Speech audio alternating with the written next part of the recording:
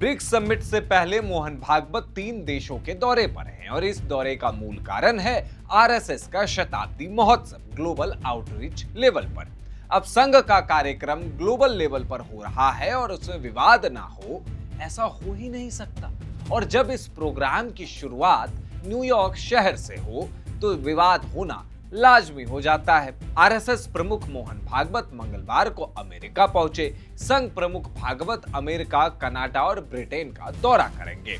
New York शहर के mayor, democratic socialist नेता, भारत के वामपंथियों के पोस्टर बॉय और आरफा खानूम के दिल के टुकड़े जोहरान ममदानी एक बार फिर अपने भारत विरोधी बयानों को लेकर चर्चा के केंद्र में है।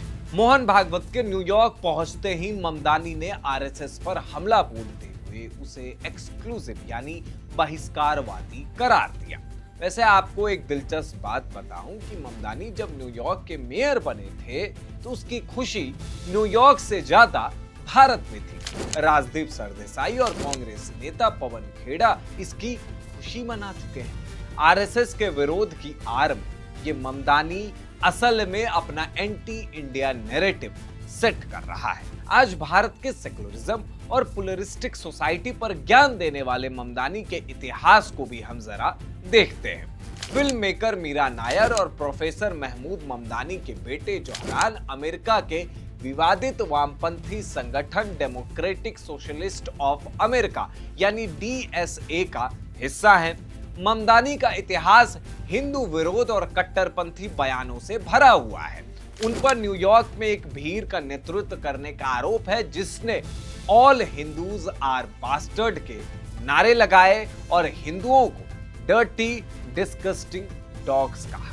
अगस्त 2020 में उन्होंने 1992 के बाबरी मस्जिद विध्वंस का मुद्दा उठाकर टाइम्स स्क्वायर में राम मंदिर के जश्न का कड़ा विरोध किया था। इसी तरह अगस्त 2024 में उन्होंने इंडिया डे परेड में वीएचपी द्वारा निकाली गई राम मंदिर की झांकी का भी विरोध किया। उनका कट्टरपंथी चेहरा तब सामने आया जब उन्होंने द बुलवॉर्क पॉडकास्ट में यहूदी विरोधी हिंसक नारे ग्लोबलाइज द इंतिफादा का बचाव किया और होलोकास्ट म्यूजियम के संदर्भ का इस्तेमाल करके इसे मानवाधिकार का संघर्ष बताया।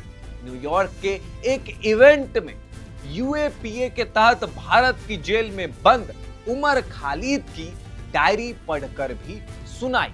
ममदानी का राजनीतिक करियर प्रधानमंत्री नरेंद्र मोदी और भारत सरकार के खिलाफ दुष्प्रचार पर टिका है।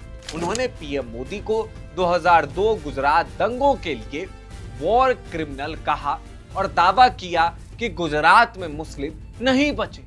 जून 2023 में जब पीएम मोदी न्यूयॉर्क गए तो ममदानी ने शाहाना हनीफ और शेखर कृष्णन के साथ मिलकर उनकी यात्रा की निंदा करते हुए आधिकारिक बयान जारी किया। इसके अलावा उन्होंने भारत के किसान आंदोलन 2021, कोविड-19 में हुए मौतों के आंकड़ों का इस्तेमाल करके भारत की छवि बिगाड़ने के लिए की।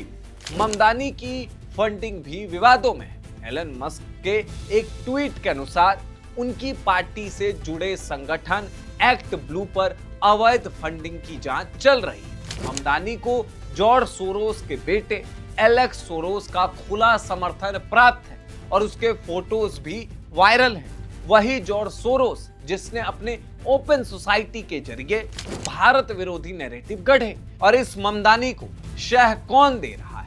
यहाँ का लेफ्ट मीडिया और कांग्रेसी इकोसिस्टम। अब आप ही सोचिए कि न्यूयॉर्क का एक व्यक्ति मेयर बनता है और छाती फाड़ खुशी भारत में मनाई जाती है। जो हिंदू विरोधी है, जिसने हिंदुओं के खिलाफ नारेबाजी की, उसे यहाँ महान बताया जा रहा है। वैसे अब आपको एक और दिलचस्प और मजेदार बात बताता हूं। ममदानी ने अपने प्रेस कॉन्फ्रेंस में यह भी कहा कि he has no power to cancel any RSS event. इसके पास कोई अधिकार नहीं, लेकिन फिर भी भारत के सेकुलरिज्म पर इसे ज्ञान देना है, आरएसएस को बैन करवाना है। ममदानी के इस हरकत पर आपकी क्या प्रतिक्रिया है?